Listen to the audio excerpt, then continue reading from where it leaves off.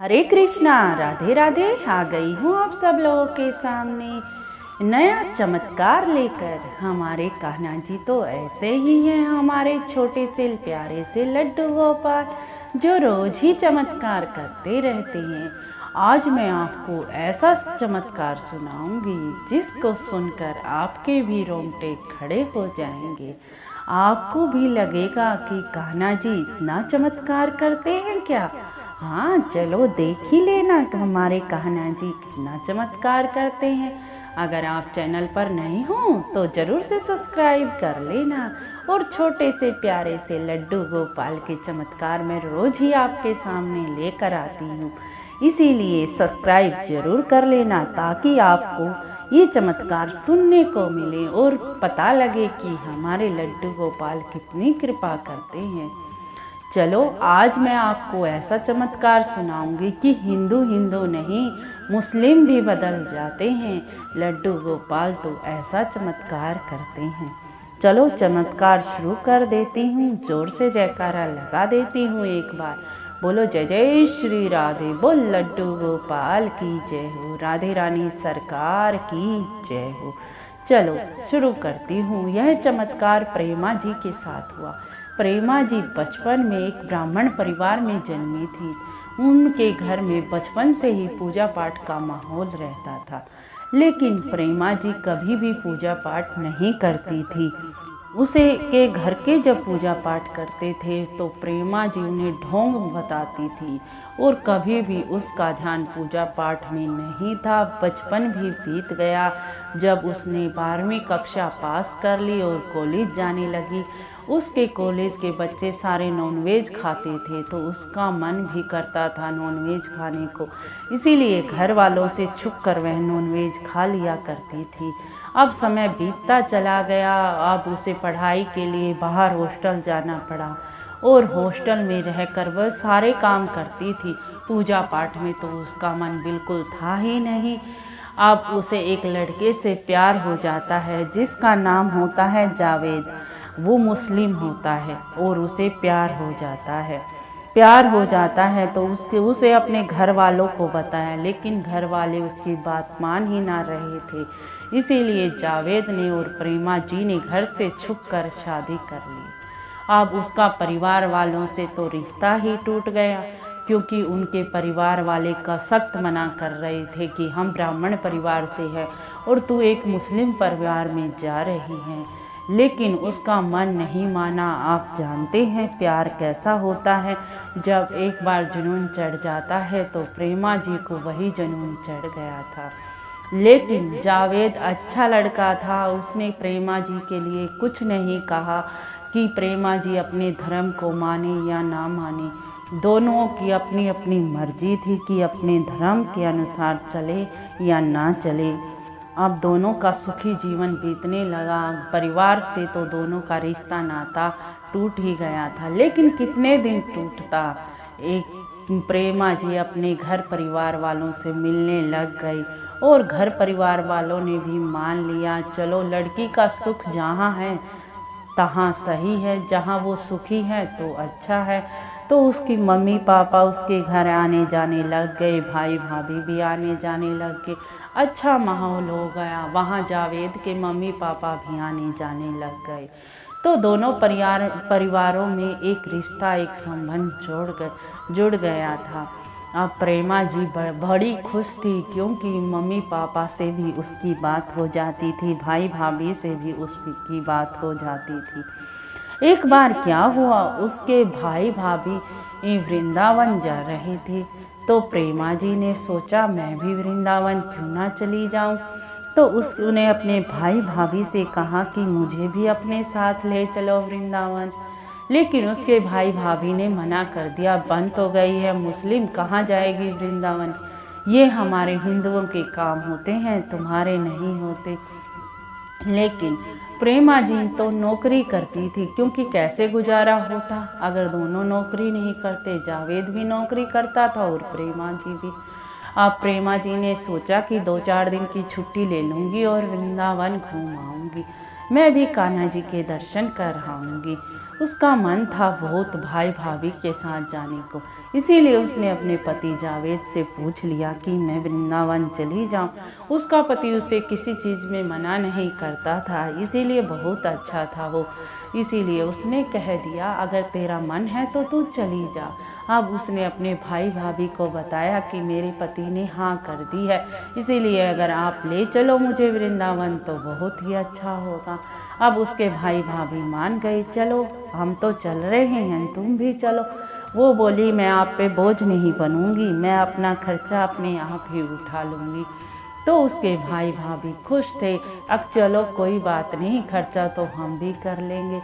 लेकिन प्रेमा जी बोली नहीं, मैं अपना खर्चा अपने आप ही कर लूँगी। और प्रेमा जी पहुँच गई वृंदावन अपने भाई भाभी के साथ। अब वृंदावन में तो राधे राधे की गूंज थी, हर तरफ राधे राधे। तो हर तरफ राधे राधे तो था, लेकिन दुकानों पे सजे थे छोटे छोटे प्यारे प्यारे लड्डू गोपाल। अब प्रेमा जी जैसे ही लड्डू गोपालों को देख रही थी, उसका मन बहुत ही लुभा रहा था कि मैं भी खरीद लूँ एक छोटा सा लड्डू गोपाल। प्रेमा जी का मन बहुत ही कर रहा था कि मैं लड्डू गोपाल खरीद लूँ। अब प्रेमा जी पहुँच गई दुकान पर और देखने लगी लड्डू गोपालों को। अब लड्डू गोपाल उसके पसंद आए और उसने खरीदना चाहा, लेकिन उसके पर्स में इतने पैसे नहीं थे कि वो लड्डू गोपाल खरीद ले। अब उसने अपने भाई भाभी को भी ना बोला कि भाई भाभी सोचेंगे कि पैसे मांगने के लिए ऐसा ऐसा ढोंग रच रही है, क्योंकि भाई भाभी उससे ज़्यादा खुश नहीं थे कि उसने मुस्लिम परिवार में शादी कर ली थी। इसीलिए उसने अपने भाई भाभी से भी ना मांगा, लेकिन उसका मन बहुत ही कर रहा था कि मैं एक छोटे से प्यारे से गोपाल खरीद लूं, लेकिन उसके पास तो पैसे ही नहीं थे। अब उन्होंने 4-5 दिन हो गए थे वृंदावन बरसाना सारा घूम लिए। अब उन्हें शाम की ट्रेन से जाना था, तो उन्होंने सोचा कि एक बार बांके बिहारी जी के दर्शन और कर लेते हैं। लेकिन प्रेमा जी का तो मन लड्डू गोपाल में अटका हुआ था। वो तो सोच रही थी कि कैसे मैं लड्डू गोपाल को अपने साथ ले जाऊं। तो आपको तो पता ही है कि लड्डू गोपाल तो भाव के भूखे होते हैं। जब हम भाव दिखाते हैं तो लड्डू गोपाल स्वयं ही आ जाते हैं। अब क्या हुआ, जब वह बांके बिहारी जी के दर्शन को गई तो उसके फ़ोन में जब ही एक मैसेज आया तो उसने देखा कि उसकी तनख्वाह आ गई थी उसके अकाउंट में। अब प्रेमा जी तो हैरान थी, क्योंकि जो तनख्वाह 12 तारीख को मिलती थी आज वह 2 तारीख को ही मिल गई। ये क्या हुआ, प्रेमा जी तो इस बारे में सोच ही रही थी। लेकिन प्रेमा जी ने आओ देखा ना था और दुकान से लड्डू गोपाल खरीद लिए, क्योंकि लड्डू गोपाल को आना था। तो यही है लड्डू गोपाल का चमत्कार कि लड्डू गोपाल ने पैसे भी भेज दिए कि वो मुझे अपने घर ले जाए। अब भाई भाभी तो दर्शन कर रहे थे। अब प्रेमा जी तो भाग के दुकान पर गई और लड्डू गोपाल खरीद कर ले आई। जब उसके भाई भाभी ने देखा उसके हाथों में लड्डू गोपाल तो उस पर गुस्सा होने लगे। रहती तो मुस्लिम परिवार में है, खाती तो मीट मांस है, लेकिन खरीद लाई लड्डू गोपाल, क्या इसकी सेवा कर सकेगी तू? लेकिन प्रेमा जी कुछ ना बोली। प्रेमा जी चुप रही और ट्रेन से बैठे और अपने अपने घर चले गए। अब प्रेमा जी पहुंच गई अपने घर। अब उसके पति ने, जब उसकी शादी हुई थी तो प्रेमा जी ने मंदिर बनवाने की कही थी, लेकिन उसके पति ने मना कर दिया था कि मैं मुस्लिम परिवार से हूँ, इसीलिए घर में मंदिर तो बिल्कुल नहीं होगा हमारे। अब प्रेमा जी और जावेद जी जब मिले तो जावेद जी ने प्रेमा जी के हाथ में लड्डू गोपाल जी को देखा, लेकिन जावेद जी ने कुछ ना कहा। अब प्रेमा जी ने लड्डू गोपाल को विराजमान किया। प्रेमा जी उसे अच्छी तरह सेवा करने लग गई। अब जब वह ऑफिस जाती तो लड्डू गोपाल के लिए कुछ खाने को रख जाती और कहती, बेटा तू दोपहर में खा लेना, मुझे तो काम है, मुझे तो जाना पड़ेगा। उसे अपने बेटे की तरह पालने पोसने लग गई। अब वह जावेद के लिए तो मीट भी बनाती थी, लेकिन स्वयं नहीं खाती थी। स्वयं वह जो कान्हा जी को भोग लगाती थी वही ग्रहण करती थी। उसका मन बिल्कुल भी नहीं करता था मीट मांस खाने के लिए। वह तो ब्राह्मण परिवार में जन्मी थी, फिर भी उसका मन करता था। लेकिन जब भी उस लड्डू गोपाल उसके जीवन में आए, उसने सारे ही गलत काम छोड़ दिए। मीट मांस क्या, यहाँ तक कि वह प्याज लहसुन भी नहीं खाती थी। जो कान्हा जी को भोग लगता था वही ग्रहण करती थी। जावेद के लिए वह अलग खाना बनाती थी और कान्हा जी के लिए अलग बनाती थी। अब एक दिन जावेद ने कहा, तू ऐसे अलग अलग खाना बनाएगी तो ऐसे कब तक चलेगा? लेकिन वह बोली, नहीं, मेरा मन नहीं मानता। मैं अपने लड्डू गोपाल को वही भोग लगाऊंगी जो वो चाहता है, जो वो मांगता है। तो जावेद जी ने उससे कुछ ना कहा। एक बार जावेद जी के माँ बाप आए और वह कुछ दिन रहने के लिए आए थे जावेद के पास। जब उन्होंने देखा कि वह लड्डू गोपाल की सेवा करती है जावेद जी की पत्नी, तो वह जावेद पर बहुत गुस्सा हुए और उसकी पत्नी पर भी। हम मुस्लिम हैं, हमारे में ये मूर्ति पूजा नहीं होती और तुम्हारी पत्नी मूर्ति पूजा करती है। और उसका रहना ही प्रेमा जी का दुश्वार हो गया उस घर में। अब प्रेमा जी बहुत ही रो रही थी, अब मैं क्या करूं?